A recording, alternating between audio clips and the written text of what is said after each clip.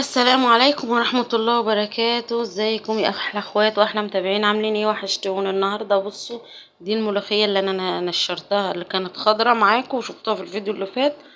وفردتها كده، غسلتها غسلة حلوة وفردتها على الملاية عشان تنشف. عشان هنعملها ملوخية ناشفة. بصوا مبدئيا كده يا جماعة، دي بتكون احلى من اللي بنشتريها من العطار، لانك انت غسلاها مظبطه. بصوا كده شكلها لما نشف. بصوا هنا الكاميرا على فكرة ظلماها، الإضاءة عندي ضعيفة، عشان بس هي لونها أخضر حلو جدا. ولازم تنشفيها في مكان مفهوش شمس، لأن الشمس بتخلي لونها أصفر. ده المصفاية والغربال اللي هنعمل بيهم الملوخية الناشفة. محدش كتير يعرف يعملها على فكرة. عندنا احنا هنا في الصعيد يعني برضو مش كتير يعرف يكرم الملوخية.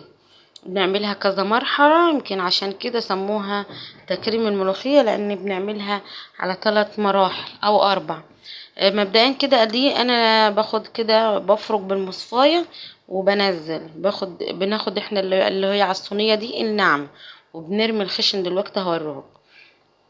اللي انا عاملاها دي الورق خالص، بتكون حلوة احسن من اشتريها كده مثلا ناشفة وجاهزة، بكون فيها عصي وعيدان. لازم انجيها، بتكون خشنة ومتعبة على مثلا على الايدين وكده، بس احنا عشان متعودين فبنعرف نعملها يعني ونتصرف معاها. بس يعني لازم اعملها كذا مرة، عشان في ترابة ناعمة بتبقى فيها، في حصو في زلط. بس الملوخية اللي انا بعملها دي كانت ورق خالص زي ما انتوا شفتوا، كنت مجرتفاه كده بس وغسلاه كده اهو. بصوا اللي نزل من المصفاية ده هو اللي هاخده هنطبخه يعني، بس هعمله مرحلتين تاني.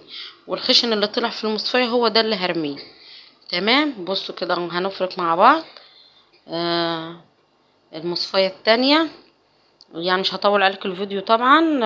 هوريكم كده مصفاية تاني، وبعد كده ان شاء الله هوريكم باقي الكمية. اللهم صل وسلم وبارك على سيدنا محمد وعلى اله وصحبه اجمعين.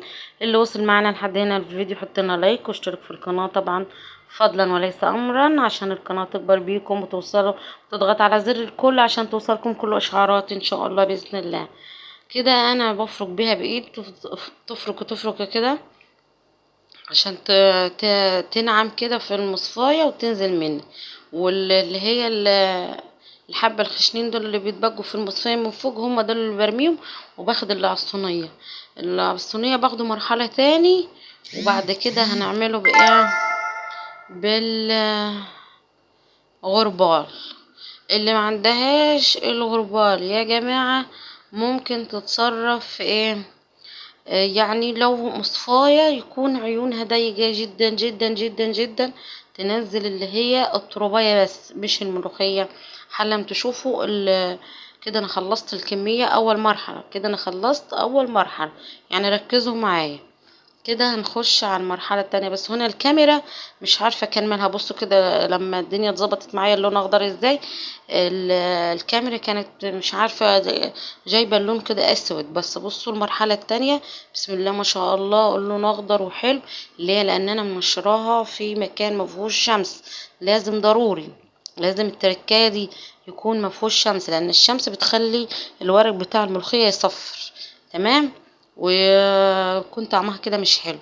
بس حرفيا يعني لو عايزة تعملي ملوخية ناشفة، انا بنصحك تشتريها خضرة وتجرطفيها زي ما انا عملتها، وتغسليها وتنشفيها عندك. حتى لو مش عايزة تعملي الكمية اللي انا بعملها طبعا، لان احنا بنعمل في الصعيد كميات كبيرة، مثلا اشتري كل اسبوع كيلو واعمليه، هيسهل عليكي وهيبقى حلو جدا، احلى من اللي انت بتشتريها من العطار فيها عصي وعيدان وحاجات كده. لان احنا جربتها كذا مرة من العطار ما كانتش حلوة، لان انا الملوخية دي بجيبها من مصدر موثوق منه زي ما قلت لكم، من الارض طازة. من عند بيت عمي بنجيبها من الارض طازة على طول، وبكون الزرعة يعني حلوة مسكرة كده. الملوخية متعودين عليها كل سنة. بسم الله ما شاء الله. بعملها الملوخية الناشفة كده وبطبخها كأنها خضرة والله العظيم. وانا عملتها برضو على القناة موجودة، وهعملها معاكم تاني بإذن الله.